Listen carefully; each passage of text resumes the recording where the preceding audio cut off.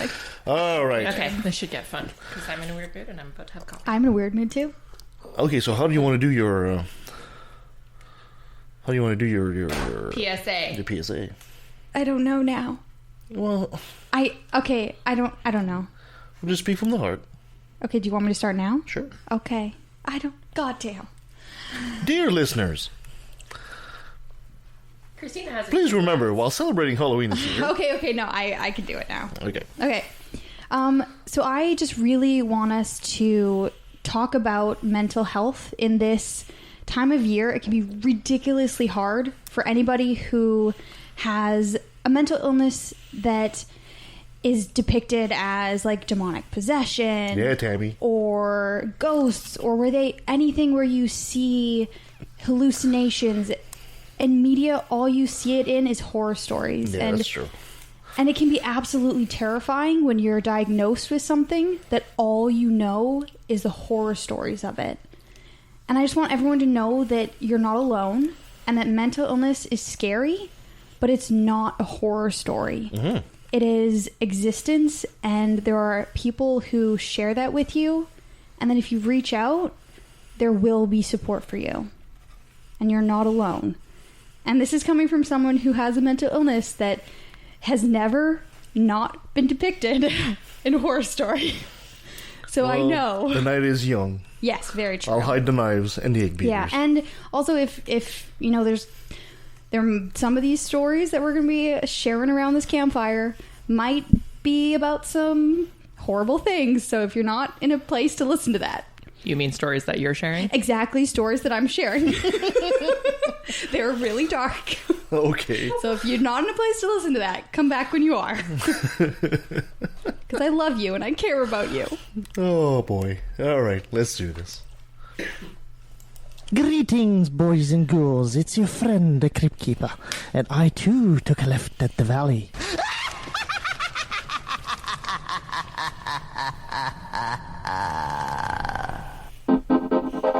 I know we shouldn't have to scream that we're atheists, you know, we don't have non-astrologers and all that, but with the religious people taking over the world, I mean, we can either speak up or be pushed into a corner. I'm proud to be an atheist, a skeptic, a non-believer, an infidel, a heathen, I call it how I see it. I say it's ignorance and you just call it faith in unsubstantiated claims, that's something to be ashamed. I'm an atheist.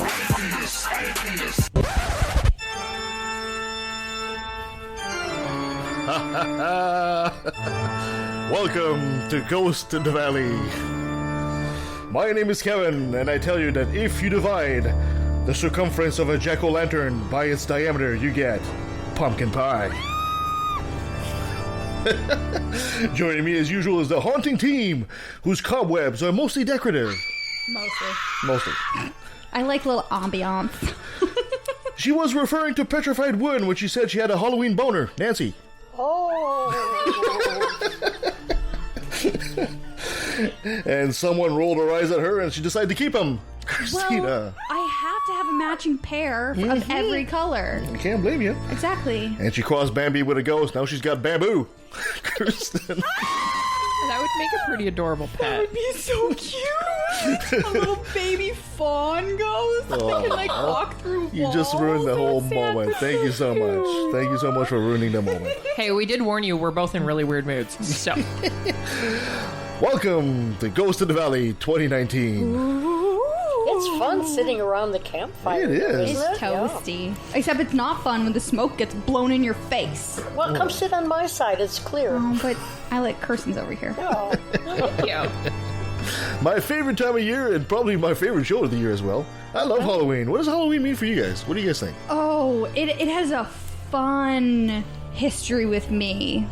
Because growing up in the religious family I lived in, Halloween was not a very appreciated holiday. I can't imagine why. Like, we did trick-or-treating sometimes, but, you know, we dressed up as, like, princesses, and I'm like, my best Halloween costume was an elephant. It was too big for me, so it, like, went over my face. It was adorable. That's adorable. I was, like, 5. But yeah, we never did any decorations. We barely did, like, pumpkins, and usually then it was only if we did them at church. Then we brought them home. Yeah, it wasn't actually until I became an atheist that Halloween took on such a fun time for me, because then I actually enjoyed horror movies, because I wasn't like, oh, demons are real, they're gonna eat me. So then I was able to watch them with the ability to not be terrified, but still experience the feelings of being terrified. I remember when you first came on this podcast, and you said your favorite holiday of the year was Christmas. And then a couple of years down the road, you said Halloween. Yep, it is right now, Halloween. Her conversion to the dark side is complete. I still enjoy Christmas. Oh, yeah, of sometimes. course, yeah. What's not to enjoy about Christmas? When I don't have to spend it with my family. Right? We kind of just go for the food, and then that's about it. We go after everyone's left just to pillage the food. Yeah, I mean, Plus, Halloween really is a time where you can just let it all out. Yes. It's the one time of year you can Whatever actually it play is. dress up and not look weird about it. It's the one time Kevin can go out in public without wearing a mask. That's right. That's correct. And thank you so much for acknowledging that. Yeah, he puts on his costume as a reasonable human being, and we don't know it's him. Exactly. It's kind of funny because it reminds me that years ago, the late Michael Jackson was... Remember, Michael Jackson in the 80s, he did a Thriller, right? And it was a huge iconic success. song. He tried to repeat that with a video called Ghost. And Wait, in really? And in his video, he plays the role of a old, fat white man berating himself, right? And so he had the prosthetics on. He completely disappears underneath the costume, right? And he said when he was done with shooting the video, he went to Disneyland in the costume. Oh. And he spent the day sitting on a bench at Disneyland, watching people walk by, nobody knowing it was Michael Jackson on the bench. And he didn't even get choked up by the police. No. Wow. And I felt sad for the man, because at the same time he said it was one of his best days ever. Well, why would to you be feel sad? incognito. He was doing it as an experiment to see what would happen. Yeah, he just wanted that little freedom and being able to belong in a crowd Exactly. without being He Michael wanted Jackson. to disappear for once in his life. And he did. He did. So I thought it was an interesting story, something that we take for granted, that somebody that we would like to have some fame, I guess. But anyway, I digress. I like not having fame. Yeah, Fame sucks. to some extent. So today we'll have a nice light show. We'll do our virtual campfire Since and when have is some. horror a nice light show? Only at Left of the Valley.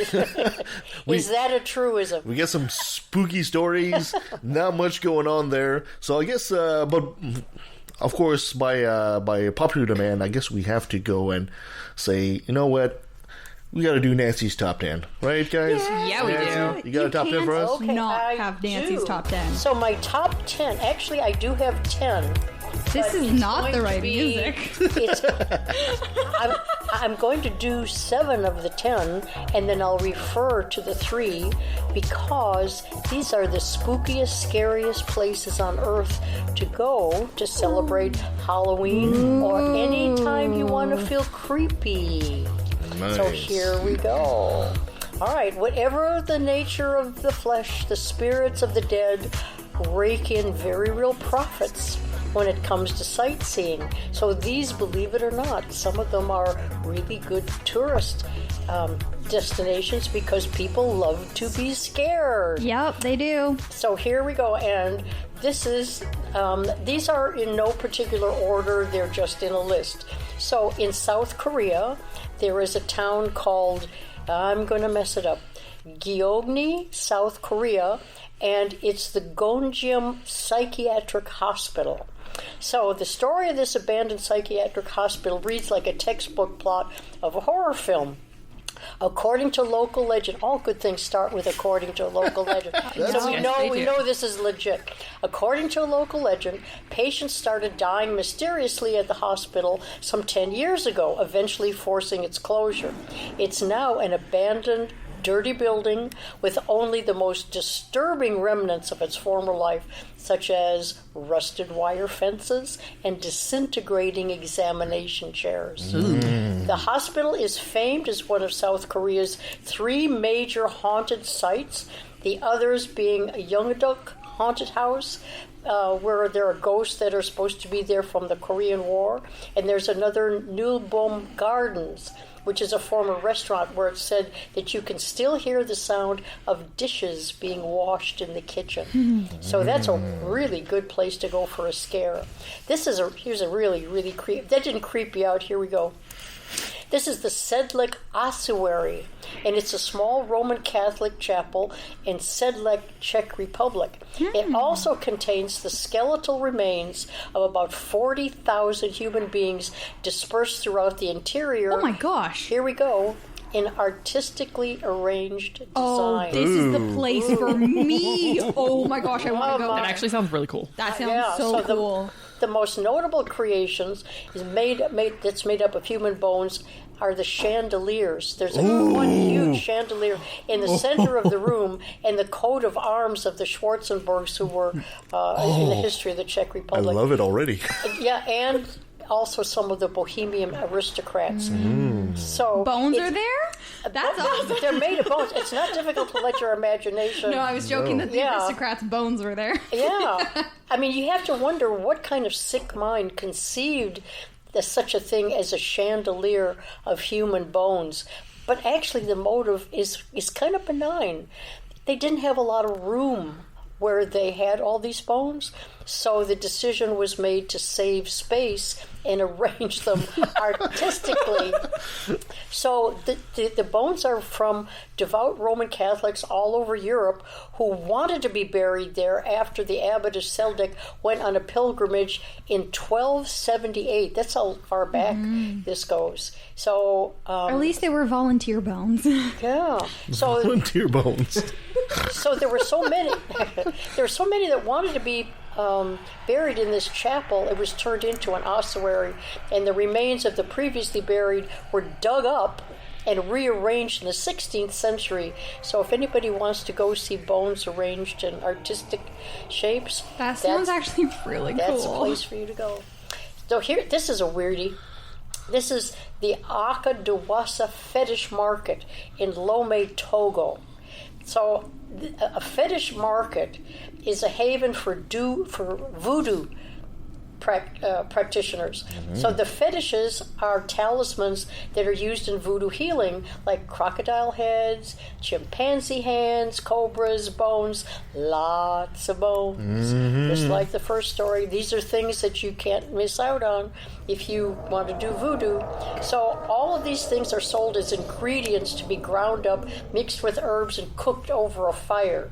And this is a place that makes the market one big pharmacy for voodoo practitioners. And while there's really nothing bad about it, it may be difficult to keep your cool amongst tables that are piled high with desiccating, grinning heads of cheetahs, hyenas, unidentifiable, vague humanoid skulls laid out like melons in the grocery store. So you got to have a pretty strong stomach. Yeah. You know, and there are tours available. At most of these places, believe it or not, tours are available. So this is... I would actually be really sad, because I'm like, all those animals probably did not die peacefully. Yeah. So here's one that's creepy in a totally different way. La Isla de las Muñecas, which means the Isle of the Dolls. Okay, this would be amazing and creepy. It is. It's very morbid. And the man who created it, Don Julian Santana, lived as a hermit on this island for about 50 years. He died in 2001. And during his time, he amassed an impressively ghastly collection of dismembered broken dolls, and he hung them on tree branches around the island. Nice. And they still hang like sacrifices. Oh, nice. That's Yeah, only it looks really- slightly terrifying. The funny thing is that it looks really disturbing, but the backstory has some sweetness to it, and that's what makes it all the more creepy. There are several versions of how it started, but Don Julian dedicated the dolls to the spirit of a sweet little girl who had drowned in the canal. And whether he communicated with the spirit or whether the drowned girl actually existed, He probably nobody killed her. knows. But if you ever want to go and see some, those pictures of those dolls that have these horrible faces that, like kids who are scared of clowns, That's it. My grandmother was obsessed with dolls, so I grew up Yeah, maybe you can with send them. lots If you ever of want to dolls. donate them someplace now, you know. Let's not forget about the clown doll that you bought her. Yeah. That is now in our house. Okay, so Just here's to freak this, Kirsten out. this is strange. You know Chernobyl? Oh, yeah. Yes. Did you know that it had an amusement park? What? Yes. Yeah. An Yes, I did. amusement park. Because didn't they used to hear the music or whatever, or they would play music while people were in there, and it Yeah, was just yeah, more close. creepy than helpful. It's now deserted, but there was an amusement park, which can be creepy if they're abandoned. But this one at Chernobyl really, really, really is creepy and hazardous. So in 1986, they had the nuclear disaster, and then the power plant closed down, and everybody evacuated. But the amusement park stayed there, and just doesn't it sound like something out of a film? Oh, yeah. You see the explosion, and then dust settle, and then the camera slowly comes in on the creaking. It's just wonderful. You can probably hear the Batman and Joker in the background too. Yeah, and you can go. It's not, if you think it's safe, I guess it's sort of safe. Probably not a have a honeymoon. hazmat. Probably not a honeymoon destination, but nonetheless, Damn. a tourist spot. No. Poveglia Island in Venice. You don't ever think of Venice as being, No. haunted. It's supposed to be romantic in Venice. Yeah, this is there was a quarantine zone on this island for plague sufferers in the late 1700s, and then in the late 1920s it became an asylum for the mentally unwell. So you've got the plague, you have the mentally unwell, and the island allegedly is haunted by the spirits of all of the patients from the psychiatric hospital. Legend has it that a sadistic doctor, plagued by visions of the patients he had tortured, threw himself off the bell tower. So tours are available. Anybody that wants to go? You can finish with a bungee jump from the same tower. Yeah. This one I really like, if I can pronounce it. I can pronounce the Darvaza crater, but it's the gateway to hell. Is it Turkmenistan? Yeah, that sounds right. Okay, That sounds right. And there's this crater in the Turkmenistan desert that's been burning an inferno for the past 40 years. Who knew? Wow. It's officially called the Darvaza crater, and the site is also nicknamed the Gateway or Doorway to Hell. There's no concrete record of what exactly happened, making the fiery cavern even more intriguing, but it's said to have formed in 1971 when Soviet geologists were looking for oil, and they stumbled across this cavern of natural gas, and they set a fire to it to avoid the spread of methane gas. Not such a Not a good idea. Not such a good solution. So now it's supposed to be a really incredible site. It's in a total wilderness and a veritable tourist attraction. If you want to go watch something that looks as though it comes up from the pits of hell. Have you ever heard? I've never heard of that at all. No, right. All of these would be fabulous films. I think so. Yeah, really. Left would. of the Valley tour. Let's do it. Yes. Patreon goal. Go to Patreon/LATV. Yeah, so the last one will bring back to the U.S., although it's creepy crawly without any of the Halloween effects. The White House? Is that it? Well, Yeah, right? It should God be, damn. but it's Bell Witch Cave in Tennessee. Oh. So it's a spirit of Southern Gothic, which is, to the U.S., there's just a lot of hauntedness, to Southern Gothic. So this is supposed to be like a spine-tingling visit to the Bell Witch Cave, and because it's supposed to the one-time home of an evil witch who plagued the Bell family of Tennessee during the 1800s. So the malevolent spirit allegedly poisoned and killed Patriarch John Bell, wreaking havoc on his family, particularly his daughter Betsy. Why is things always worse when a little girl has a cute name? know. Mm-hmm. So anyway, Poor Betsy. you always wouldn't feel sympathetic, to Betsy for sure. Anyway, it's said that the witch was a vengeful neighbor whose name was Kate Batts. That's a good name. Kate Bats. And then perfect Betsy. name for a witch. I know, it's just wonderful. Kate so the Bats. story is a local legend in Tennessee, and it's been immortalized in novels and on the screen, which we haven't seen. Rumor has it that President Andrew Jackson visited the property only to be scared away. Good job. Yeah. Witch person. Yeah, he supposedly said, I'd rather face the entire British Army than to spend another night with the Bell Witch. Wow. We don't know whether Pansy. that's true, but that's good. The other ones that are just mentionable. It's because she told him no. I know. Yeah.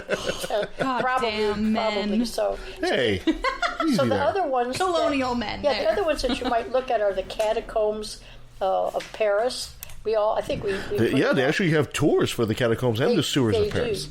So the catacombs, I think that's the one I didn't mention. There's the catacombs. Yeah.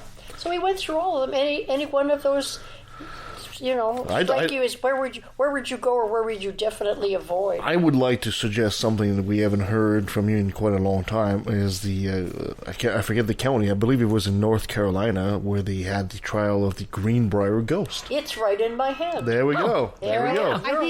Your wish is my command. I think out of all those places that you mentioned, I would want to go to the asylum. Of course you would. Yeah, just because it's like there's so much actual horror stories that happen in asylums. Yeah. It's like that I think would be the place that would most terrify me. Because the other ones, it's like I don't actually believe in ghosts or anything, so it's just like, yeah, this is kind of boring. But like an actual asylum is horrifying. I think there are a number of different movies that have their settings in asylums. It's a very common. Probably, I mean, if there were 10 places where they would film horror pictures, I think asylum would be among the first three. But the thing with that, usually when you're depicting an asylum, it's like a ghost inhabiting an asylum. But like if you actually look into the practices and what happened there, it's, the reality of horrifying. That's why. And like women that would be sent there because they said no to their husband. Yeah. Yeah. Or that they had like really simple mental illnesses like anxiety. They didn't have much or choices back then. You could either become Kate Bats and being a witch, or you could go to the asylum. Yeah. Yeah. Oh, thank you so much, Nancy. So let's do That's fun. I mean, because we're sitting here by the campfire and warm and cozy, and we know that we can repel any group, any evil that comes. We're really good. But I wonder if we were in the midst of one of these places, whether we'd be so smug. Yeah. What do you think? I don't know. It's easy to do that here in the studio, but we should do a show like we're in one of these places one day. Yeah. Haunted house. Yeah, exactly. Live from the haunted house, left of the valley. Yeah. So let's do our first ghost story. This is from our friend Brent Lee for Unapologetics. So here he is. Hello, I am Brent Lee from Unapologetics, and I don't know if I'm like really that great at telling scary stories, but I have one from my past that I thought might figure in here and be relevant. So when I was younger, I was homeschooled, and I was very much raised as a extreme, strict evangelical household kind of thing. Now I had some friends in the neighborhood, and they were Christians, but they weren't Christians like I was a Christian, so they were a bit more loose. They were conservative and everything, so my parents were okay with them hanging out with me and stuff because they were Christian, but they just weren't as Christian. Okay, so anyway, so they ended up at one point we found a Ouija board in their garage, and they were cleaning it out, and it was just an old, Ouija board thing, and so we took it out. We wanted to play with it, so it was the summertime. We were having fun. We went out to this park area kind of place and went to a pavilion, and we put the game out. We all kind of sat around it, and we played with it. And I remember we didn't really get many responses. I felt like it wasn't really working. I remember thinking that it should have been spelled, Ouija board, like Bored. I remember I was thinking that. Because it just wasn't. But then at one point it got super dark and it was stormy, and then it finally felt like it was starting to work, and it was it got just really scared. So we all kind of were like, okay, never mind, we're gonna cut this off because it started to storm really bad. Now, granted, it's the summertime in Florida. That happens every single day. But, to us, the Ouija board caused the storm. And so I took it, we were leaving, and we were like, okay, well, who's going to take it, because now nobody wants it, and so we all kind of like played like the straw game, and I ended up with the short straw, of course. I don't know if I feel like they rigged it, but because they're brothers, so it was like, it was either their house or my house. So I ended up taking it. I remember I kept it under my bed because if my mom found that, she would freak out, so I hid it under my bed, and I kept getting scared that A, she would find it, and then B, I kept feeling like I was hearing stuff, and just little, like, things, nothing specific, but it just gave me a bad feeling, you know what I mean? So I took it out, and I was like, no, I'm not doing this, and I threw it out in the trash. Across the street, down the way, because I didn't want my parents to see it in the trash, and I told my friends about it. I was like, I just threw that thing out, and they were like, what? We could still try it again, and I was like, no, I threw it out, and so the next morning I woke up, and my parents had left for work, and I went out the door to go find the guys to play, and there was the Ouija board on the ground in front of my door, on my doorstep. And I was like, how did my parents not see this? If it, how did this happen? So they ended up, I ended up taking it. I was like, what the heck? And I threw it back out, Sure enough, the next day, it was back, and I was like, what? I was like, I don't get it. I don't understand what's happening here. So I threw it out. I ripped it up this time. I ripped it in half. And I threw it out again, And sure enough, the next day it's back, and it's taped this time. I was just going, this just freaked me out. I didn't know what to do. I didn't tell anybody, I was freaked, except for the guys, And they were like, whoa, they were, seemed very concerned at the time. And, so I did it one last time. I was like, this is it. I ripped it to shreds. I ripped it up really good, And sure enough, the next morning it was back, and it was all taped up like a puzzle. It was insane. And this time it was in my room, which I was like, what? How is this happening? But it was so, and, I found out, because so years later, we got back with those guys. And we were hanging out. I hadn't seen him. I had moved away when I was a kid and just kept in contact, but I just don't really get a chance to see him. They live in a different area of Florida. And we all got together and we were talking. And I was asking them if they remembered about the Ouija board. And they both started laughing. And they were like, man, you have no idea how hard that was to get that into your room. I had to sneak in. Of course, my room was connected to the garage and stuff, so it was I had an outdoor exit, and they snuck into the house, and they had done it each time. They had taped it back up together, and they were completely playing me the whole time. And until that moment, I thought it was all real. Once they told me that, then I realized they were messing with me the whole time. But before that, I really was convinced it was really coming back through magic and demon power or whatever. But, I just thought that story would be kind of fun for the show today,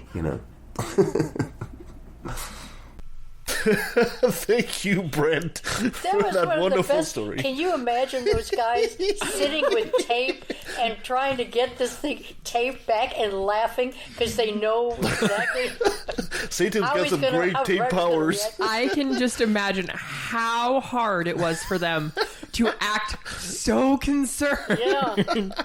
They probably, after he left, they probably just died laughing because that's what I would have done. Brent, my friend, I think you're going to become my next victim. Okay, Nikki, if you're listening to this, Nikki, this is what's going to happen here. For 2020, let the show go for a year. Let Brent forget about it, okay? Now, in 2020, on Halloween Day, everything that plays music is going to play this. Everything. His phone ringer with the doorbell. I don't care what it is. See how Brent reacts to that. Everything. Oh, Brent, we love you, man. That was a fantastic story. It's a good story. Just a really fun story. That was great. All right, continuing in our spooky and macabre, I've got something that really, really scares Nancy. Uh-oh. And that's a pop quiz. Oh, I love pop quizzes. Wait. Pop quiz for Halloween. 4 questions, multiple choices. Answer. I'm fainting. I'm not here. I'm not participating. It's been a while. Okay. Question the first. The first mention of trick-or-treating in North America happened in Blackie, Alberta. In what year? Oh. Is it A, 1710? Is it B, 1867? Is it C, 1901? Or is it D, 1927? Blackie, Alberta, the first trick-or-treating. Really? First in North America? North America. Was it in Alberta? In Alberta. Alberta. They had nothing better to do, I see. As Well, they usual. must have had a long ass way to walk. Oh my gosh. Oh, I'm going to guess 1800s. So the 1861. 1867? Or 67, yeah. Sure. I'm gonna go C. I don't think it's right, but I'm I'm debating guessing it. between 1901 and is it 21? 27. 27. Yeah, I'm stuck between those two. Well, actually, you have it right. It is 1927. Oh, okay. It is. They just didn't catch on to the trick-or-treating fast enough. Yes. Well, Question, I'll stay awake now. I came close. question 2.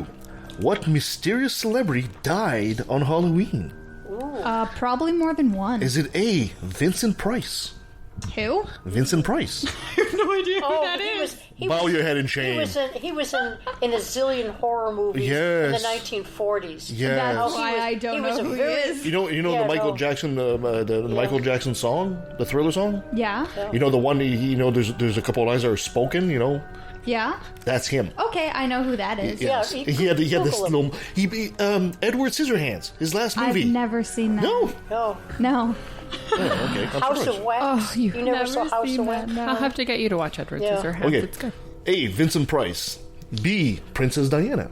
No. C, Harry She Houdini. 100% didn't. Or, I'm going Houdini. or D, Elvira, Mistress of the Dark. I'm going Houdini. I think Elvira's really still with us, isn't she? I'm going A. Let's go with Vincent. I'm going Houdini. Yeah, I'll go. It is Harry Houdini. Oh, Houdini. Harry It is Harry Houdini who died on Halloween after being punched to the gut and I believe it's his pancreas that ruptured. Hit sucker. Oh. You know what his real name was? Oh, I forget. Eric Weiss. That's Twice. He could have been a relative. right. Yeah, he could have been. Yep. Didn't you teach him magic? You probably taught him magic, didn't you? I'm not talking. Harry A and I magician had never this, shares the secrets.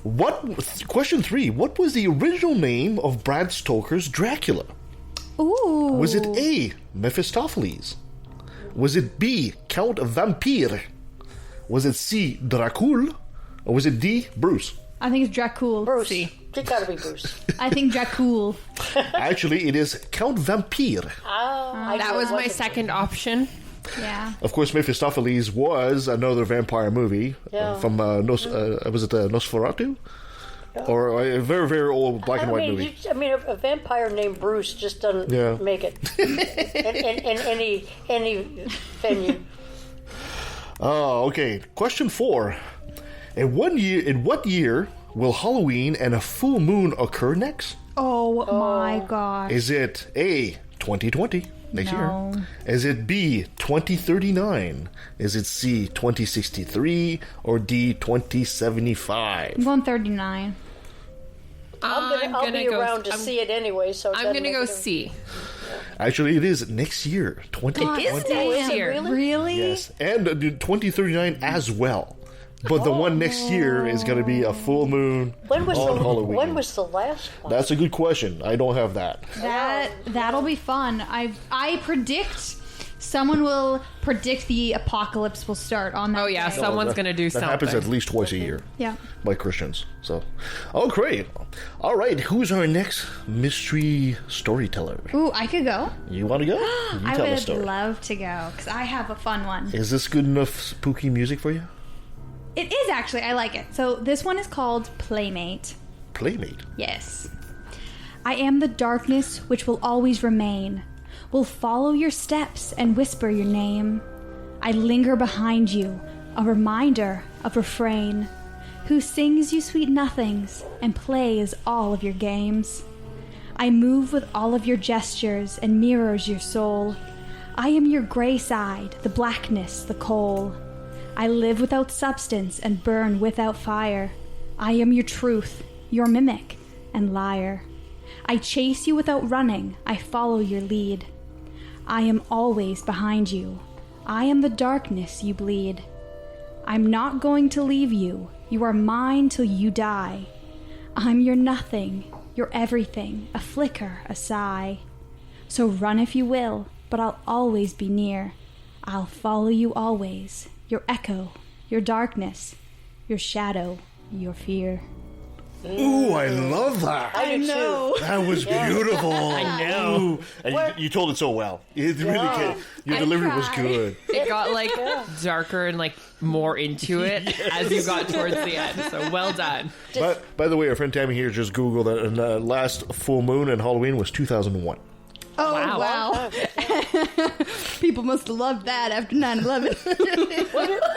What is the name of that? It's called Playmate. Playmate. It's on a website called Lovers of Darkness. Oh, it's great. It's by someone called Slayer. That's their That's their, really good. whatever name. Great choice. And you did it so well. Thank you. Okay, so let's go to our second celebrity. Actually, this is a rehash from what we did last year with our friend Robert Stanley, and he tells us the telling of the Hangman. Oh, I love this one. Yes, it's very good, actually. Robert was supposed to give us one this year, but unfortunately, he had something else happening, so he couldn't make it happen. But let's re-listen to The Hangman with Robert Stanley. The Hangman by Maurice Ogden. Into our town the hangman came, smelling of gold and blood and flame. He paced our bricks with a diffident air, and paced his frame on the courthouse square. The scaffold stood by the courthouse side, only as wide as the door was wide, a frame as tall, a little more, than the capping sill of the courthouse door. And we wondered, whenever we had the time, who the criminal, what the crime?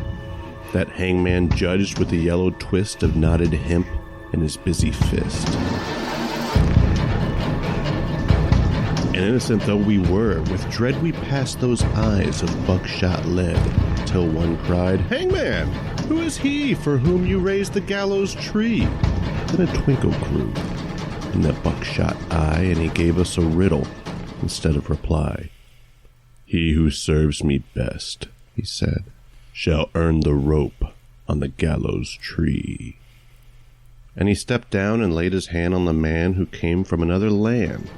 And we breathed again for another's grief, that the hangman's hand was our relief, and the gallows frame on the courthouse lawn by tomorrow's sun would be struck and gone. So we gave him way, and no one spoke, out of respect for the hangman's cloak. Next day's sun looked mildly down on the roof and street in our quiet town. And stark and black in the morning air, the gallows tree on the courthouse square. And the hangman stood at his usual stand with the yellow hemp in his busy hand, with his buckshot eye and his jaw like a pike, and his air so knowing and businesslike. And we cried, "Hangman, have you not done yesterday with the alien one?" Then we fell silent and stood amazed. Oh, not for him was the gallows raised. He laughed a laugh as he looked at us. "Did you think I'd gone to all this fuss to hang one man? That's the thing I do to stretch the rope when the rope is new."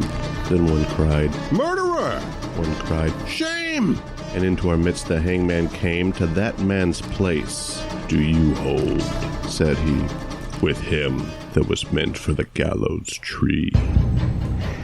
And he laid his hand on that one's arm, and we shrank back in quick alarm. We gave him way, and no one spoke out of fear of his hangman's cloak. That night we saw with dread surprise the hangman's scaffold had grown in size. fed by the blood beneath the shoot the gallows tree had taken root. Now as wide, or a little more, than the steps that led to the courthouse door, as tall as the writing, or nearly as tall, halfway up the courthouse wall. The third he took, we all heard tell, was a usurer, an infidel, and what, said the hangman, have you to do with the gallows bound, and he a Jew? And we cried out, is this the one who has served you well and faithfully? The hangman smiled. It's a clever scheme to try the strength of the gallows beam. The fourth man's dark, accusing song had scratched out comfort hard and long, and what concern? He gave us back, have you for the doomed in black? The fifth and sixth, and we cried again, hangman! Hangman, is this the man? It's a trick, he said, that we hangmen know for easing the trap when the trap springs slow. And so we ceased and asked no more, as the hangman tallied his bloody score. And sun by sun, and night by night, the gallows grew to monstrous height. The wings of the scaffold opened wide till they covered the square. From side to side, the monster crossbeam, looking down, cast its shadow across the town. Then through the town the hangman came and called in the empty streets my name. And I looked at the gallows soaring tall and thought, there is no one left for hang. And so he calls to me to help pull down the gallows tree. And I went out with right good hope to the hangman's tree and the gallows rope. He smiled at me as I came down to the courthouse square through the silent town, and supple and stretched in his busy hand was the yellow twist of the hempen strand. And he whistled his tune as he tried the trap, and it sprang down with a ready snap, and then with a smile of awful command, he laid out his hand upon my hand. You tricked me, hangman, I shouted then, that your scaffold was built for other men, and I no henchman of yours, I cried. You lied to me, hangman, fully lied. Then a twinkle grew in his buckshot eye. Lied to you, tricked you, he said, not I. For I answered straight and told you true. The scaffold was raised for none but you. For who has served me more faithfully than you with your coward's hope, he said. And where are the others that might have stood side by your side in the common good? Dead, I whispered, and amiably murdered. The hangman corrected me. First the alien, then the Jew. I did no more than you let me do. Beneath the beam that blocked the sky, none had stood so alone as I, and the hangman strapped me. And no voice there cried, stay, for me, in the empty square.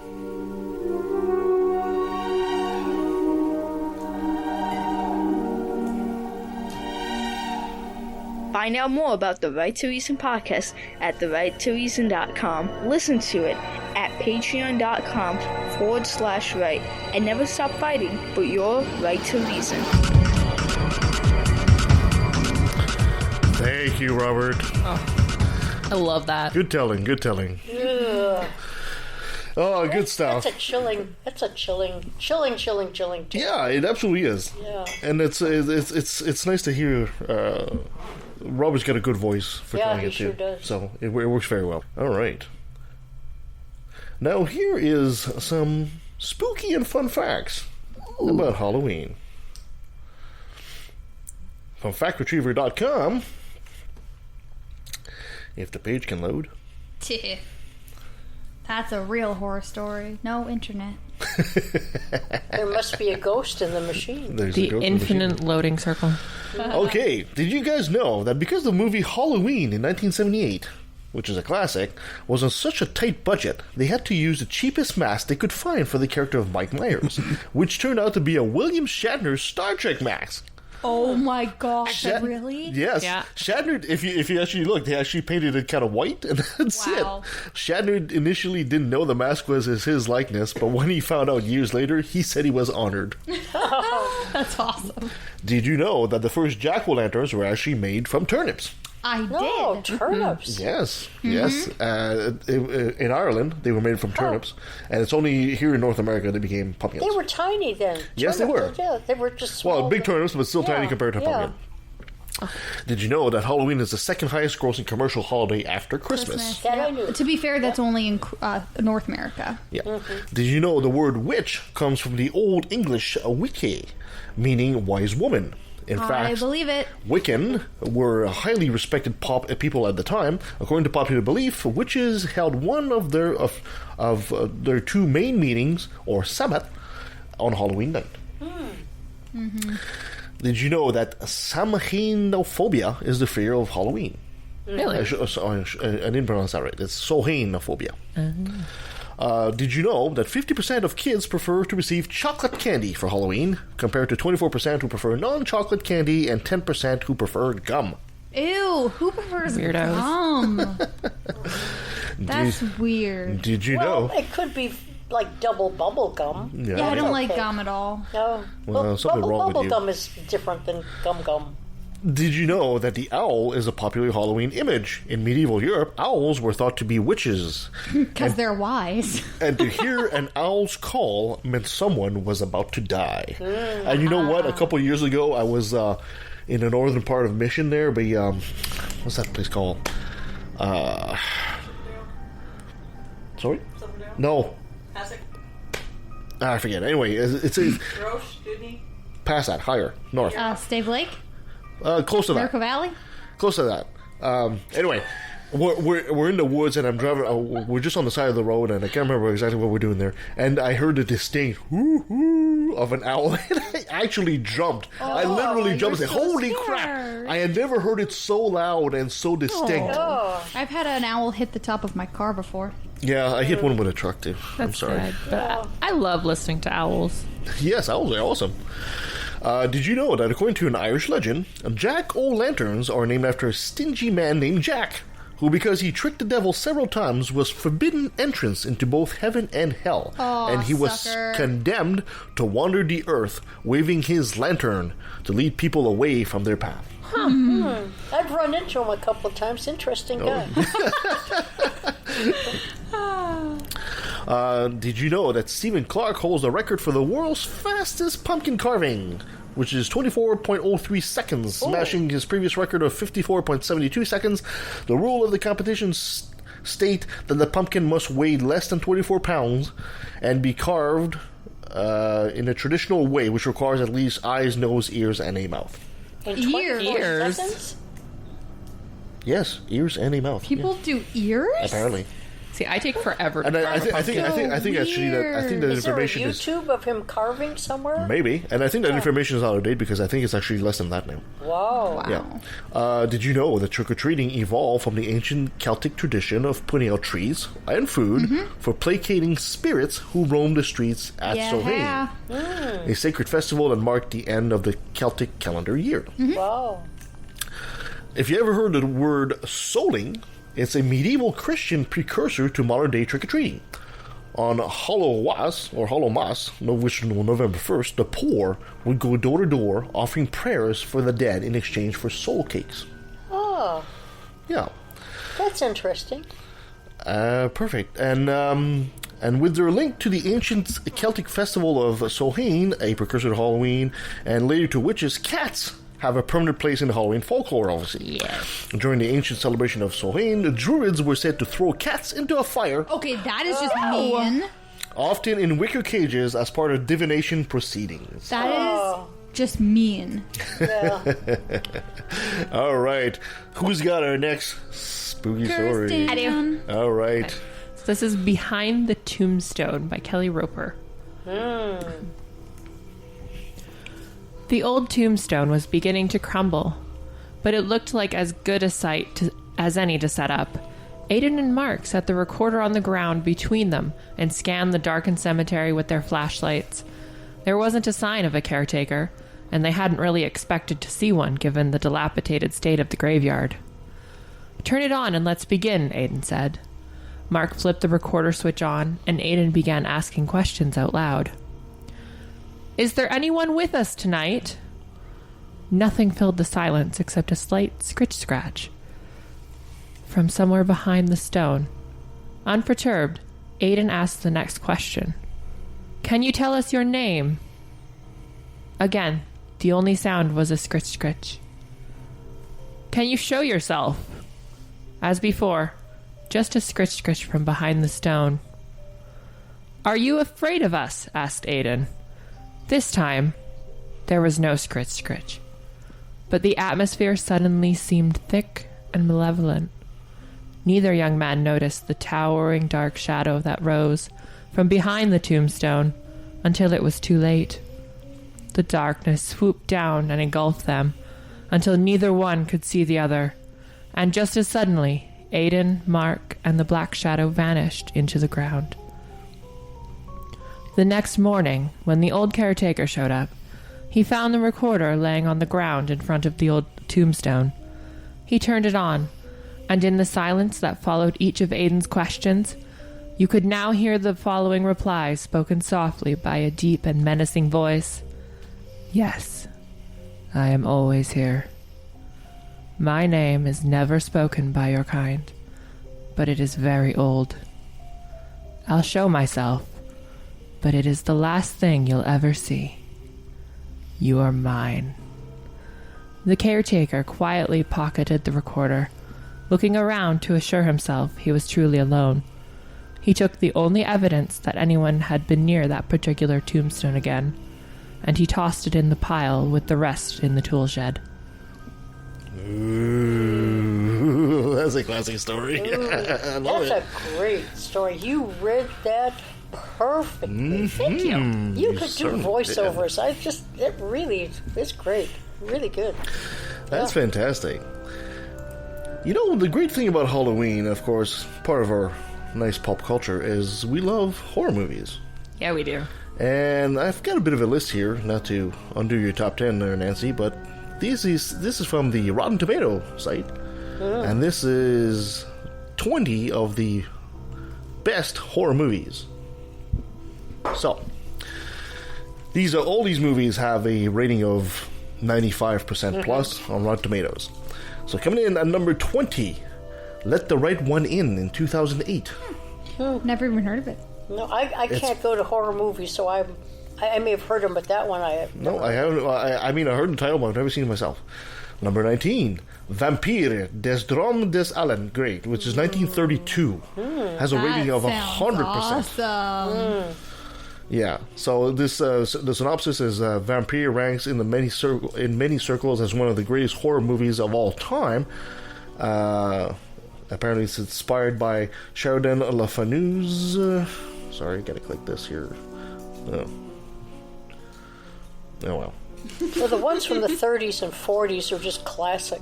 Those are the real horror movies. Yeah.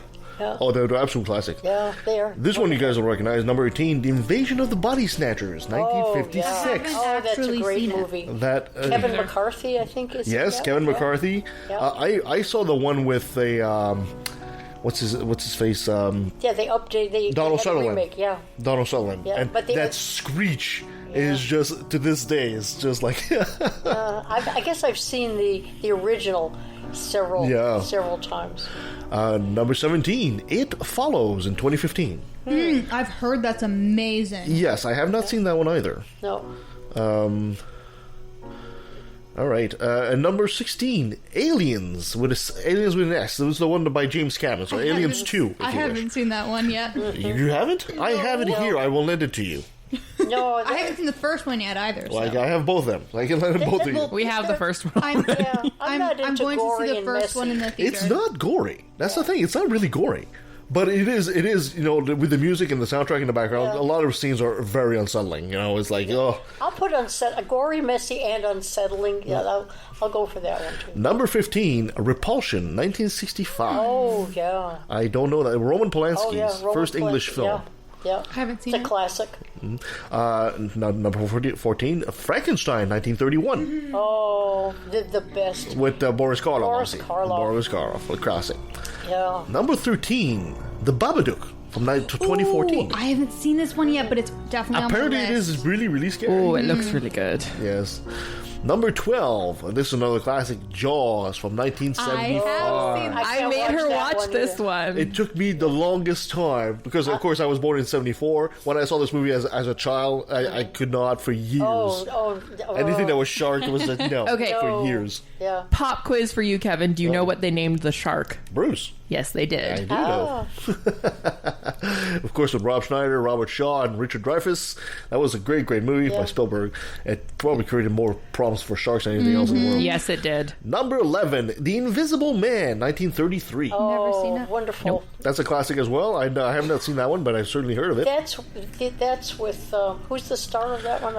Claude Rains, Claude Gloria Rains. Stewart, Henry Claude Travers. Rains, one of the greatest classic film actors ever. He was fabulous. Number 10, The Night of the Hunter, 1955. Ooh, that sounds amazing. That's a great title, The Night of the Hunter. Yeah. It's a great title. Number 9, the original Aliens, 1979. Oh, That is a spooky movie. It really is. maybe I was thinking, is that messy and gory, the first one? None, With the chest, where's the one with the chest? If they Well, had they just do that in listened to every the movie. smart okay. woman, they would have survived. the classic chest bursting scene, which was done with John Hurt, Yeah. was in the original Aliens. Okay, that's and little known fact is John Hurt knew that scene was going to happen. The director, Ridley Scott, knew. None of the other actors knew. Oh, so the reaction. So the reaction is absolutely genuine, especially the woman that gets all the blood spurting her face and she freaks. It is absolutely The genuine. best scene ever. It is absolutely brilliant. I would have had PSTD for the rest of my life. This number 8, and Nancy, you remember that one, Psycho, 1960. Still of have course. not seen this. People walked out of that movie so traumatized that they couldn't take a shower for months afterward unless there was somebody in the house, that was guarding the doors and the windows. That would 100% have been me. Black and white. The scene in the shower where she's stabbed. Of course, it's all black and white. Yeah. What you didn't And know the is sound. the blood is actually chocolate syrup. Oh my god. Well, black and white doesn't show, right? So Yeah. it just shows like blood. But the cast, the camera angles, the music, I mean, it was just... Janet Leigh, Anthony Janet Perkins. I'll have to watch that one. The music is Perkins iconic. was just Diabolical. He totally had that look. I mean, even probably kids today, if they haven't heard of the movie, they've probably heard the music. Oh, yes, of course. But it was a Hitchcock classic. Absolutely. Yeah. Number 7, Nosferatu, A Symphony of Horror. Oh, yeah, And one this of is- the early. Oh, absolutely. Yeah. And the vampire there looks really creepy. He's got the long fingers and everything. It looks great. Number 6. This was an interesting thing I didn't expect to see there. King Kong, 1933. Really? I wouldn't call that a horror movie. Neither would I, but I guess it's just scary. Well, a lot of the earlier ones, they were horror movies, where the atmosphere and the music and everything came together. But they weren't bloody and gory, like Chainsaw Massacre type of movies. It was all your mind. There's 2 types of horrors, right? There's the gory, which I never was, but then there's the thriller, the suspense, and all that. Which That's the good your shit. mind takes over, and it scares you more than any visual could. Yeah. Number 5, The Bride of Frankenstein, 1935. Oh, I love that. Boris Karloff again. Boris Karloff and Colin Clive and Valerie Husband. no, Elsa Lanchester. No, Elsa Lanchester.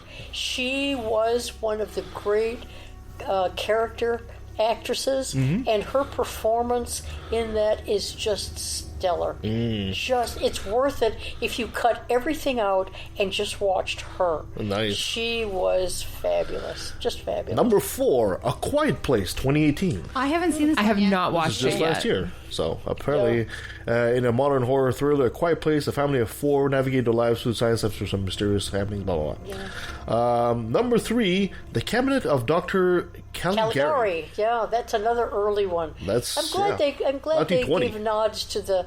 the Well, classic. actually, yeah, those are rated. Those are ones that were rated, but I'm glad that enough people still enjoy those older ones because they are. If you haven't seen the ones that are on that list, please do at some point. They are just just wonderful. Number 2, Get Out, 2017. Yeah. Oh my gosh! So I literally was like, "Oh, if they don't have Get Out on this, then this is a stupid list." I have not watched it yet. We do own it. I have not seen it. I'm kind of surprised to see it at number 2. It's, Well, no! the guy If you that see wrote it, that is, what's his name, Peele? if you see it, you will not be surprised. It is amazing. Directed by Jordan Peele. Jordan Peele, who is part of that, what you call it in Peele, the comedy team? Peele and those two. Key and Peele or something like that. Yeah, Key and Something like that. No, it's amazing, especially for for current times. Yeah. It's amazing. Yeah. And number 1, with a tomato rate of 93% fresh, Us in 2019. Oh yeah, that's by the same dude, This isn't it? This is also Jordan Peele. Yeah, as well. he is making amazing. And one of what I love most about his movies, they're not remakes.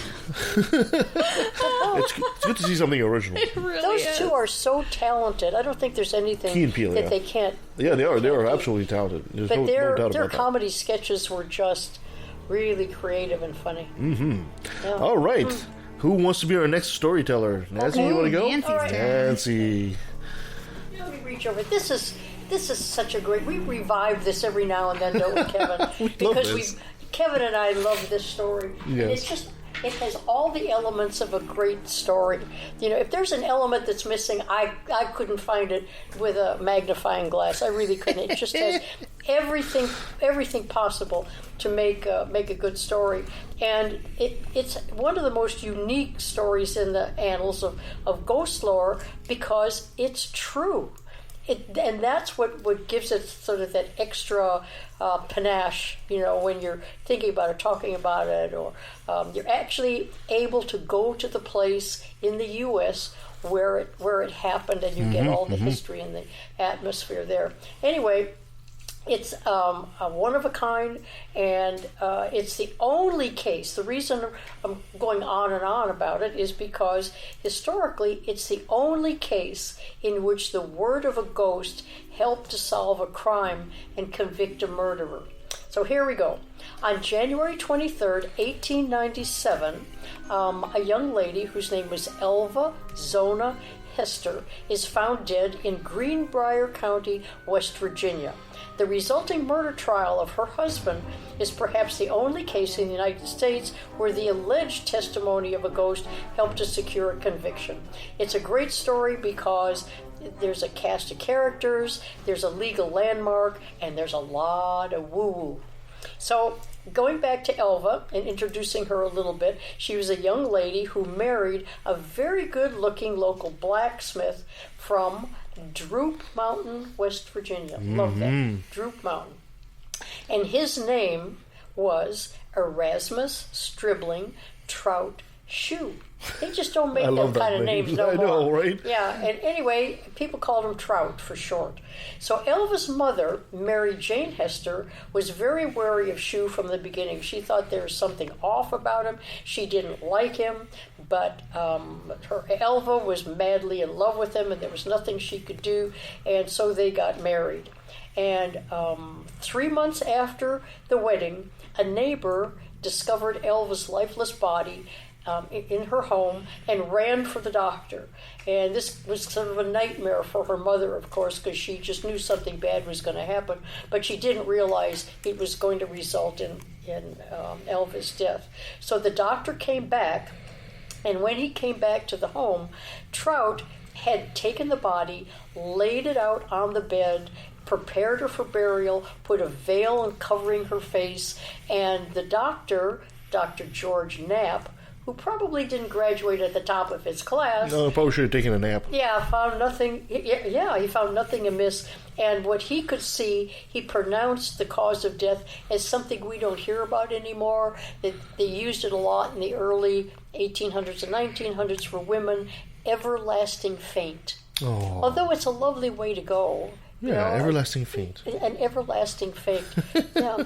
So the doctor realized that there was something a little strange about Trout, and people at the funeral realized there was a little something strange because he'd cry and he'd laugh and he just didn't act, like a normal person. But in any event, the funeral went off. Poor Elva was buried, and for weeks afterward, Elva's mother, Mary Jane, was convinced that Trout murdered her daughter. She just didn't have any doubts about that whatsoever. And she prayed for her daughter to come back from the dead and reveal the truth about her death. You got to realize this is, back in the 1897. So this is not this is not unusual. But her mother was really agonizing about this. And over the course of 4 dark nights, the spirit of Elva came back and actually appeared to Mary Jane Hester. And the ghost appeared at her mother's bedside.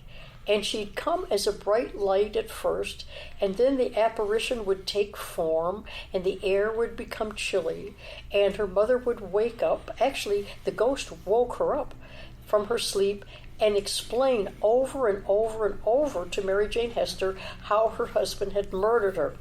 What she said was that Trout Shue had been abusive and cruel and had attacked her in a fit of rage because he thought she hadn't cooked any meat for supper.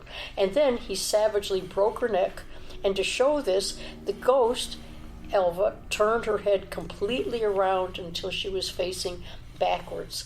And that happened several times over the course of 3 or 4 nights. So her mother was convinced that her daughter had come back to tell her the truth. But now that she knew, she didn't quite know how to proceed with that information.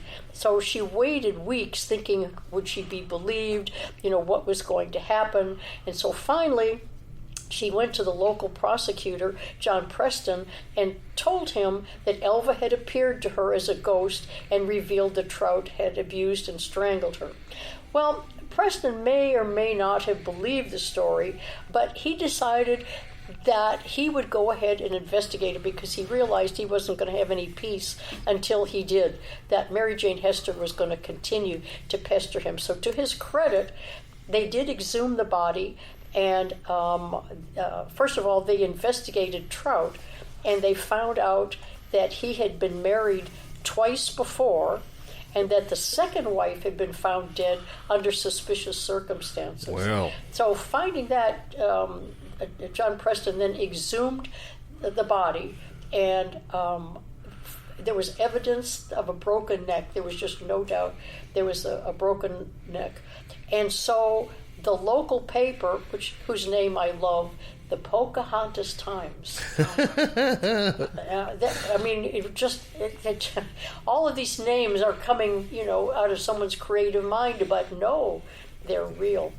So the Pocahontas Times said that there was ample evidence to convict Trout Shue, and the trial began June 22nd, 1897. And the highlight of the trial, of course, came with the appearance of Mary Jane Hester. So Preston put her on the stand as the mother of the dead woman, and he wanted to make sure that she appeared both sane and reliable. So for that reason, he skirted the entire issue of the ghost story because he felt it was bound to make her appear irrational and because it was inadmissible evidence. Well, yeah. It's kind of hard to have a testimony for a ghost. However, the attorney for Shue, for some reason, decided to ask Mrs. Hester about her ghostly sighting. He thought he was really going to perjure her. Yeah, of course. And get everybody against her as some crazy old lady. So it seemed very obvious that that's what he was doing, and he characterized her visions as a mother as ravings and worked hard to try to get the people to believe that she could have been mistaken about what she saw, and he badgered her, and the more he badgered her, the more resolute the mother became, and she never wavered from what she had seen. And when the defense counsel realized that the testimony wasn't going the way he wanted, he stopped. He stopped digging. He stopped digging, right? When you look at the jury, they're completely focused on the story. It's like, oh. Exactly. He realized at that point he probably made a fatal error. Yeah, there's some people now that I think need to learn that lesson. Yeah, the damage was absolutely done. So the defense... And the interesting that it was the defense and not the prosecution that introduced the testimony, the judge had a hard time telling the jury to exclude it. I mean, everybody heard it, and so the jury went out and very quickly found him guilty, and he was sentenced to life in prison where he was badgered. He had a horrible time, and they moved him to a different prison, and he later died of measles. The other details and events of this are such that you really want to look it up and read the whole story yourself. It's the Greenbrier ghost. So the marker in Greenbrier County reads as follows. Interred in nearby cemetery is Zona Hester's shoe. Her death in 1897 was presumed natural until her spirit appeared to her mother to describe how she was killed by her husband, Edward. He wanted to be called Edward once he got into prison. Mm-hmm. Autopsy on the exhumed body verified the apparition's account. Edward was found guilty of the murder, was sentenced to the state prison, and it's the only known case in which testimony from a ghost helped to convict a murderer. It's a lovely story. Reality is stranger than fiction. It truly absolutely is. Yes, it is. It truly is. It absolutely is. Yeah, I'm sorry I never got to see that marker in person. It would have been fun to be on the spot. It would have been something else for sure. Yeah. All right, you want some more strange Halloween facts? Yes. Sure. Okay. Did you know that Scottish girls believed they could see images of their future husband if they hung wet sheets in front of the fire on Halloween? That's so weird. Other girls believed they would see their boyfriend's face if they look into mirrors while walking downstairs at midnight on Halloween. Yeah, maybe if he's creeping up behind you. After taking copious amounts of drugs? Probably. Maybe. Did you know that according to tradition, if a person wears his or her clothes inside out and then walks backwards on Halloween, he or she will see a witch at midnight? That's so random. It is. Did you know that Mexico celebrates the Days of the Dead? Yeah. Días de los Muertos. Love it. On the Christian holiday All Saints' Day, which is November 1st, and All Souls' Day, November 2nd. Instead of Halloween, townspeople dress up like ghouls and parade down the street. Did you know that during the pre-Halloween celebration of Samhain, bonfires were lit to ensure the sun would return after a long, hard winter? Often, druid priests would throw the bones of cattle into the flames, and hence, bonfire became bonfire. Oh, I like that. Mm-hmm. That's a good fun fact. As long as they're not live cats. Well, they did that too, apparently. So sad. Did you know that dressing up as ghouls and other spooks originated from the ancient Celtic tradition of townspeople disguising themselves as demons and spirits? Mm-hmm. The Celts believed that disguising themselves this way would allow them to escape the notice of the real spirits wandering the streets during Samhain. The National Retail Federation expects consumers, that was in 2010, to spend $66.28 per person, which would be a total of approximately $5.8 billion on Halloween costumes, cars, and candy. That is insane. That is up from $56.31 in 2009. I really feel sorry for anyone who has Halloween as a trigger for them, because gosh damn, in North America you cannot escape it. Yeah, but look at the fun things. You get cookies, you get candies, you get little ghosts hanging from the ceiling. It's hard to resist. Not especially the cookie and candy part, and the cupcakes. Mm-hmm. Which, yeah.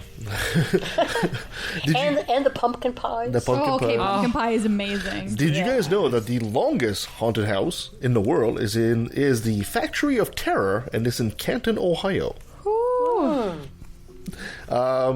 Tengxian, or the Lantern Festival, is one Halloween festival in China. That sounds amazing. Lanterns shaped like dragons and other animals are hung around houses and streets to help guide the spirits back to their earthly homes. To honor their deceased loved ones, family members leave food and water by the portraits of their ancestors. Did you guys know that a child born on Halloween is said to have the ability to talk to spirits? Did you guys know that Halloween celebration in Hong Kong are known as Yulan? I hope I'm saying this right, or the Festival of the Hungry Ghosts, Interesting. during which fires are lit and food and gifts are offered to placate potentially angry ghosts who might be looking for revenge. You don't want revenge once you got a full stomach. That's really the Yeah. first. They probably get so heavy they get like weighed down so they can't move. That's right. They'll be like no face. You can't float anymore. In many countries such as France and Australia, Halloween is actually seen as an unwanted and overly commercial American influence. No, really? I mean, they're not wrong. No, they're not wrong. They're so not wrong. Boston, Massachusetts holds the record for the most jack-o'-lantern lit at once. It's actually 30,128. Motherfucker. Wow. That's a lot of pumpkins. Yeah. I love carving And who pumpkins. went around and counted them all? Well, I don't know. The Village Halloween Parade in New York City is the largest Halloween parade in the United States. The parade includes 50,000 participants and draws over 2 million spectators. That's cool. And to bring it all around, we started with the movie Halloween. Well, that same blockbuster, Halloween, was filmed in just 21 days. Seriously. And the original title for Halloween was actually titled The Babysitter Murderers. Huh, well, you did mention they had a really low budget. So that would They make sense. did have a really low budget. So that means that all those profits were actually profits. Okay. Do you know what some of the best like horror movies are? Is horror comedies. Oh my gosh, horror comedies are the best. Also, if you're wanting to watch a copious amounts of horror movies, there's a streaming service like Netflix, but it's specifically only horror movies. It's called Shudder. I have it. I think I know that. And it's amazing because they have they make their own horror movies as well, and they're really good. Nice. All So, right. Kirsten, when you do your pumpkin carving, did you also roast the pumpkin seeds? No, I actually haven't done any yet, and I have not roasted pumpkin seeds. Do I have a recipe for that? I think I do. I can find one if I need that to. was so. Did any of you ever roast pumpkin seeds? That's the most fun. They're wonderful. I just like carving pumpkins, especially when we were drinking wine Okay, and we carving don't need pumpkins. to talk about that. That one was the best, and I got some great stuff on that. Yeah, I got some blackmail material. All right. Can I so go now? For our next Oh no! story, Are we having a guest? we have a guest. Oh, exciting! So let's bring in our next guest. This story is from friend of the show and host of The Thinking Atheist, Seth Andrews. With his wonderful voice. Let's listen into what Seth says.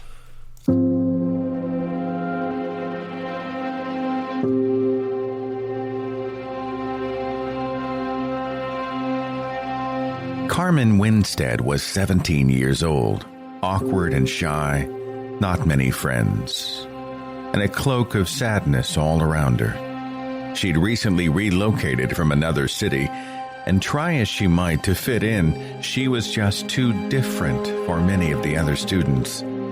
Carmen was different, and the other girls at school never let her forget it, especially a gang of 5 that bullied her relentlessly. They called her the most terrible of names.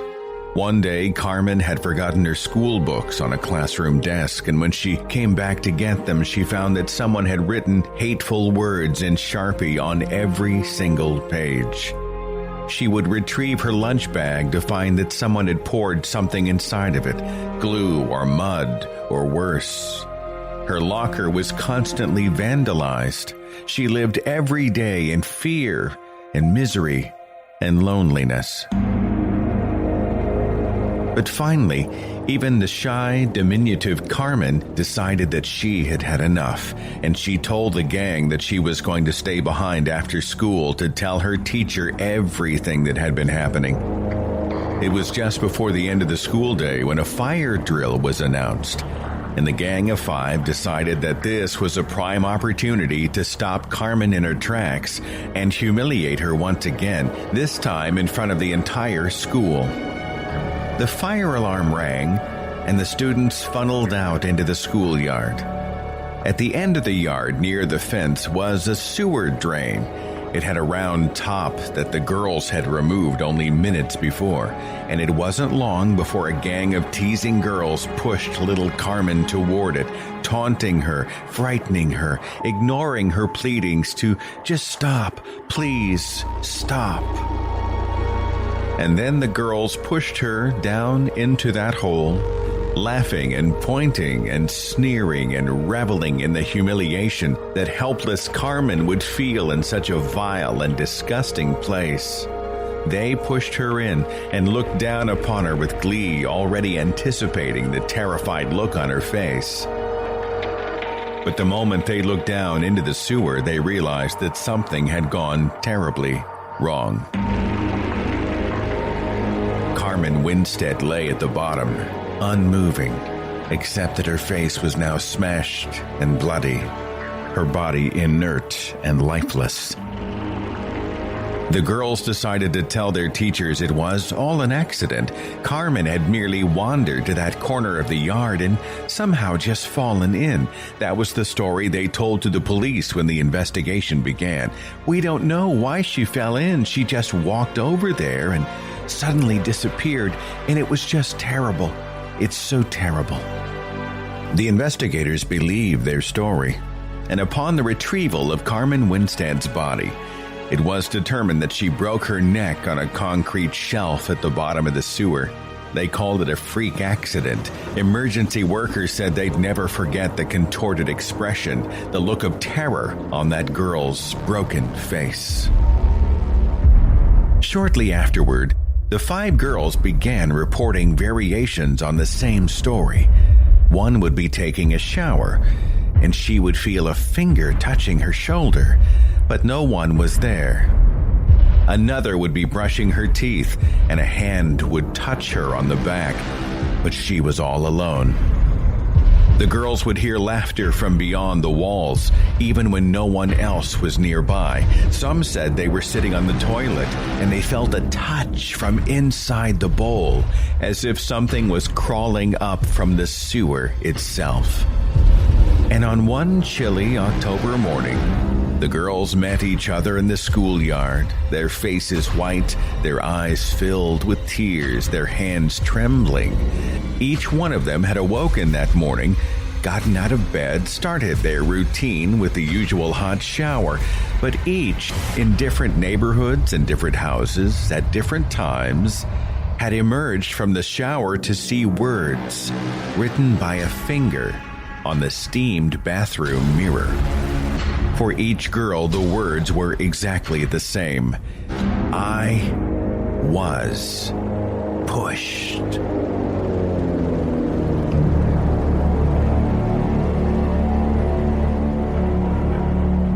In the days after, none of these girls found a restful night or enjoyed any kind of real peace.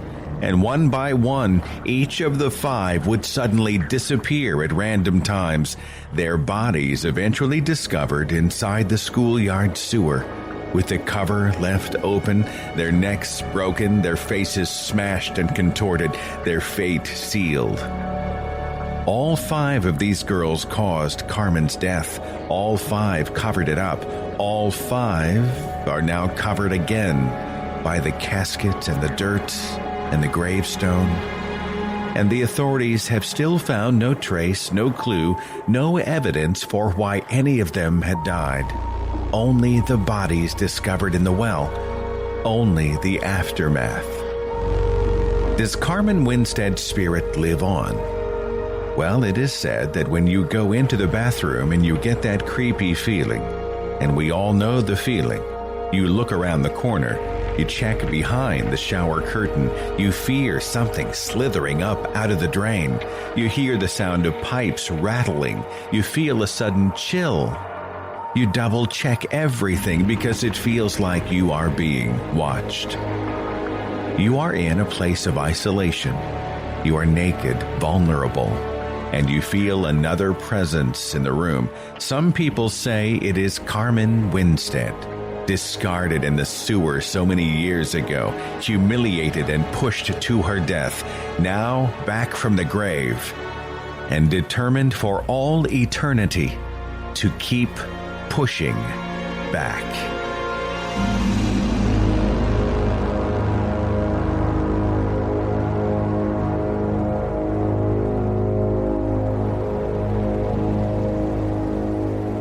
Oh my god, such a good story! Yay! I love it. That music. That music was music. Perfect. The music makes it even worse, right? It, the voice is beautiful. If Seth ever wanted to expand or change careers, he could totally do could. voiceovers of any spooky, crazy, or Absolutely. bizarre TV movie. It doesn't make any difference. He draws you he does. to that creepiness. He's so an excellent, easily. excellent storyteller. Oh, beautiful! And you know, for the listeners out there that maybe are having a hard time with movies and young children, here's a trick I use. I make the kids watch the movie without the sound. It's nowhere near as scary when you just have the image. So true. Yeah. The sound is the unsung hero of any horror story. I mean, even as we're doing this podcast right now, we get a little creepy music in the background, right? It really sets the mood. I think it's your breathing that's really doing it. I could do without this, but I can do without any bloody bits too. Yeah. But that's true. Yeah, it is. That music is so atmospheric. Absolutely. Yeah. Can you imagine watching Jaws without the music? That would be boring. It would be. It actually would be. That would be really boring. Yeah, but we really, as adults, we really want to be scared. But we have to protect the kids so they're not traumatized. Yes, exactly. So I thought we'd finish tonight with yours truly again. Well, once again. In the past, I've had some like really original stories. This one, I needed a bit of inspiration, so I'd like to thank Neil Gaiman, I guess, for one of his stories that I've kind of modified into a bit. So here is my story, and hope you guys enjoy. Ooh, piano.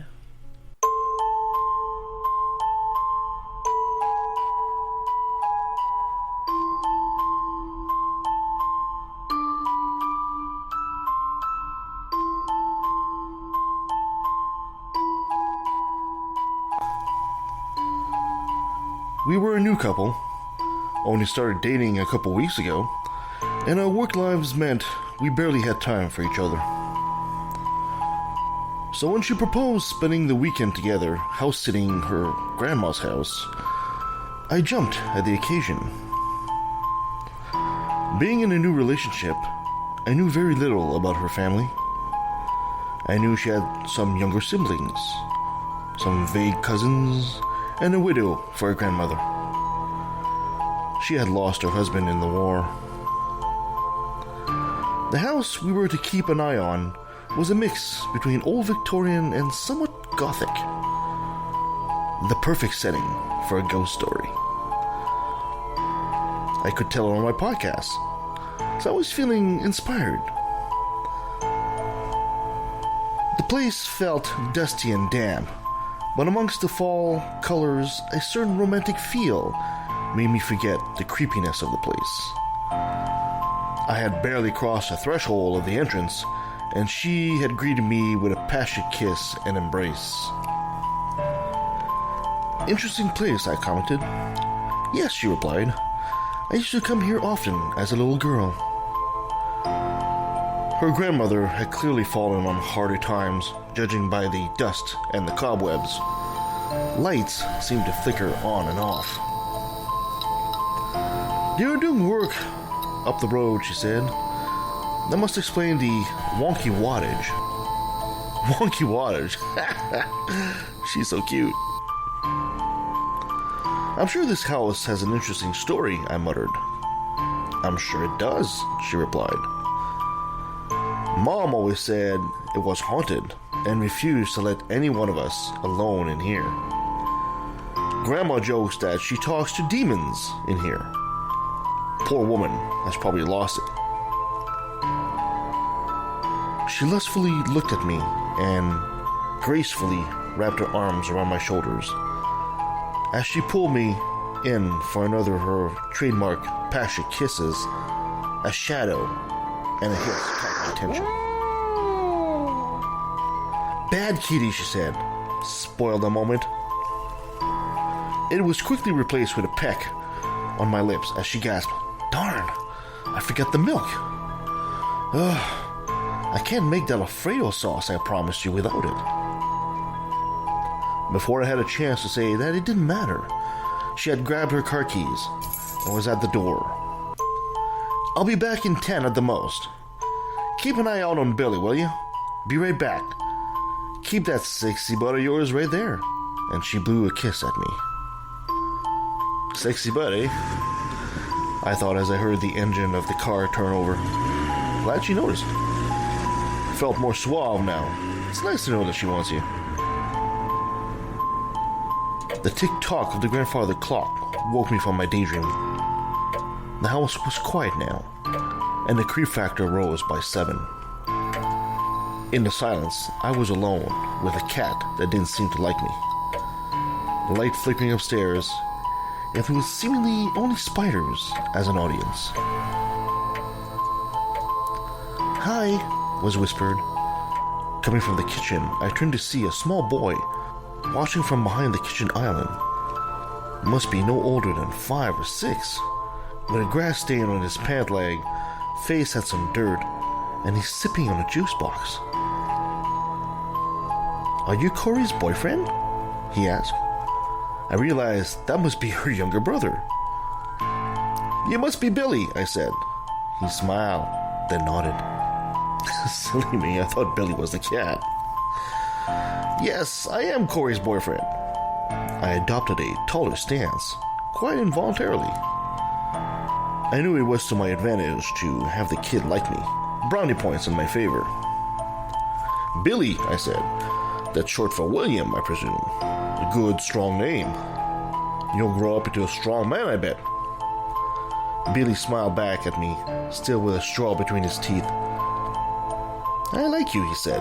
"You're nice." The flickering lights grabbed Billy's attention. "Don't worry," I said. "I think it's just the construction down the road." "Oh, I'm not scared," Billy said. "I speak to the others that come in the house." He sat down on the stool he climbed by the counter. "The others?" I said. "What others?" I queried. "Some live in the darkness," Billy said, "especially at night. They tell scary stories." "Do you tell scary stories?" "Sometimes I do. But don't worry, they aren't real. Sometimes we tell scary stories for fun, like when I'm on my radio podcast." "What's fun about being scared?" he asked. "I don't like being scared." I immediately adopted a big brother, reassuring stance. "Sometimes," I explained, "we like to scare each other to remember to be grateful to be alive. Though we know no real monsters exist, we let our imaginations run away, and that can be fun. Do you understand?" "No," he said. "Can I get another juice box?" I reached into the fridge for an apple juice box and asked, "Those others in the dark, are they like vampires?" "No, that's silly," Billy said. "Are they like mummies? Are they like wrapped in like toilet paper?" Billy snickered, spilling juice on his shirt. "I like you. You're funny. Can I show you my room?" He quickly grabbed 2 fingers and eagerly led me into the dining room towards the stairs. Bingo, I thought. Won the kid over. Corey is bound to be happy. I was hoping to get the house to ourselves, but I'm sure the kid won't stop our fun weekend. I spotted a spider web as we started climbing the stairs. Maybe the others eat, like spiders. They suck you up dry from the inside. "That's weird," Billy said. "No, they mostly eat dead things." "I don't like dead things. Maybe the spider can try that too," he said, giggling. As we reached the top of the faintly lit stairs, my eyes started to get used to the dark. Billy was still leading, rather confidently, towards his room. A vibration in my pocket. The phone. "It's Corey." I managed to maneuver the device in one hand as Billy cheerfully led me to the third door on the right. Hello? Hi, babe. You on your way back? Yes, she said, enthusiastically. Got the milk and some extra noodles. I'll be there in like 3 minutes. Not too bored? No. Billy's taking me to his room. He's quite the scamp. He's a good kid. She went quiet. Baby, she said, Billy's the cat. My soul froze, and my mind raced. It all became clear. The haunted house, Mom not leaving anyone alone, Grandma's demons, the others who lived in the darkness at night, tell scary stories and eat dead things. It, meant us, humans. The enthusiastic hold of the kid had, unbeknownst to me, turned into a death grip from which I could not free myself. I had assumed he was Billy, not the cat. And it, just went along. My phone dropped from my hands as I was pulled into the darkness of the room. Hello? Hello?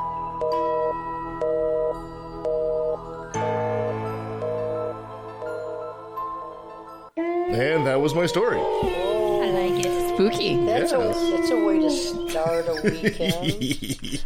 It was very meta. Certainly not the weekend you were hoping for. No, not the week. Hey, you know what? I managed to escape, or did I?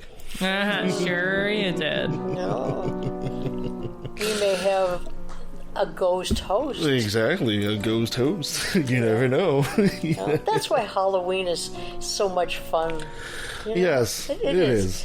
It is. Yeah. It's. I mean, if you were a ghost, would you want to come back on Halloween, or would you rather... Oh, I would have so much fun as a ghost. I would have so much fun as a ghost. Part of me almost hopes there is such a thing as being a ghost, so I can become one day. None of us would ever have peace again. That's true. I would haunt you all.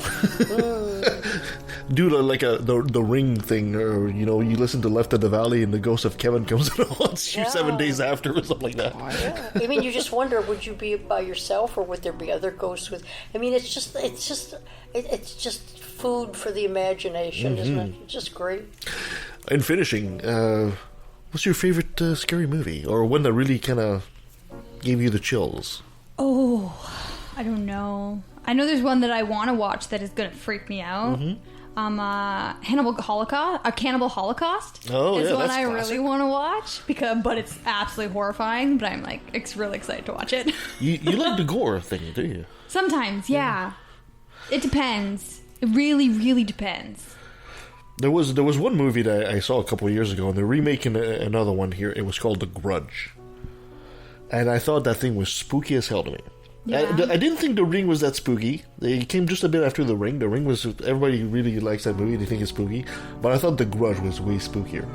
That little Chinese Asian ghost and the noise she makes, just like, oh.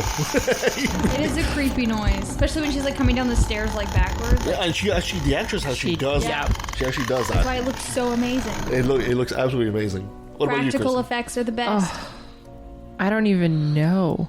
But there was one, I'm trying to think if it was in the 60s. No, I think it was in the 70s.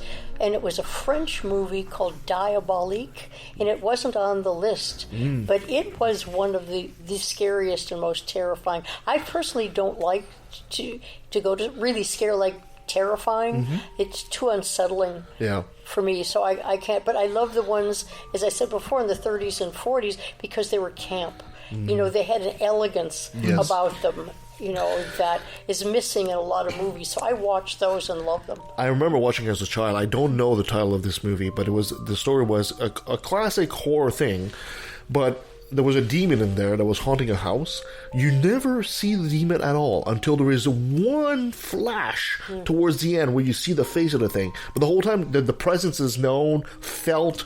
There's automatic writing and all that kind of stuff. Yeah. Spooky ambience. But it was really artistic because you never actually see the creature until that one flash. And that was it. That's all you saw.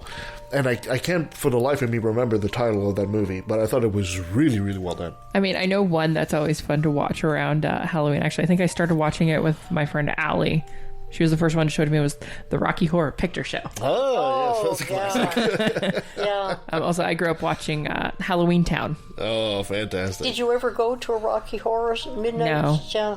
I have not. Yeah. I've been, but I've not dressed up.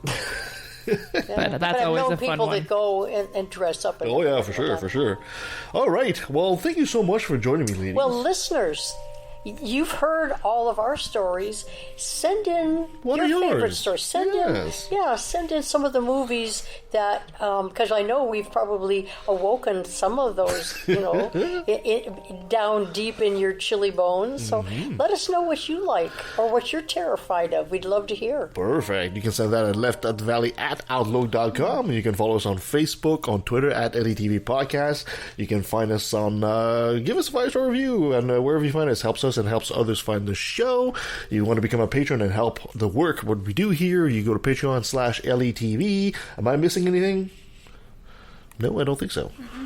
Perfect. Have a fun and safe Halloween. Yes. And we're going to let you guys end with the classic Monster Mash. Yeah. Yeah, that's from Bobby Boris Pickett. Also, be nice to black cats. So be nice to all cats, but especially black ones on Halloween. So have a safe Halloween, guys. Enjoy.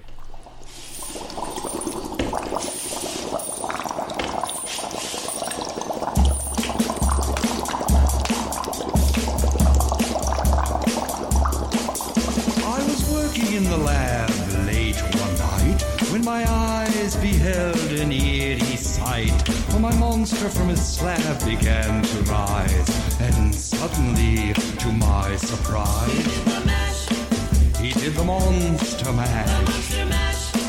It was a graveyard smash. It caught on in a flash. He did the monster mash. From my laboratory in the castle east to the master bedroom where the vampires feast. The ghouls all came from their humble abodes to get a jolt from my electrodes. They did the monster mash. It was a graveyard smash. It caught on in a flash. They did the monster mash. The zombies were having fun. The party had just begun. The guests included Wolfman, Dracula, and his son. The scene was rocking, all were digging the sounds. Igor on chains, backed by his baying hounds. The coffin bangers were about to arrive with their vocal group, the Crypt Kicker 5. They played the monster mash. It was a graveyard smash. It caught on in a flash. They played the monster mash. Out from his coffin, Drac's voice did ring. Seems he was troubled by just one thing. Opened the lid and shook his fist and said, "Whatever happened to my Transylvania twist?" It's now the monster mash. And it's a graveyard smash. It's caught on in a flash. It's now the monster mash. Now everything's cool, Drac's a part of the band, and my monster mash is the hit of the land. For you, the living, this mash was meant to. When you get to my door, tell them Boris sent you. Then you can monster mash and do my graveyard smash. You'll catch on in a flash. Then you can monster mash.